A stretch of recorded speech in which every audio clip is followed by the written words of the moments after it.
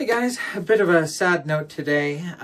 Long-time Star Trek modeling community member, founding member of All Skill Trek Forums, long-time contributor to the community, Trekriffic, passed away in the past couple weeks. And Trekriffic was a contributor to the channel, so I felt we should showcase the models he's made and the videos he put on the channel over the past couple years on the channel today. So in memory of Trekriffic, here are his videos from the channel. Thank you for watching.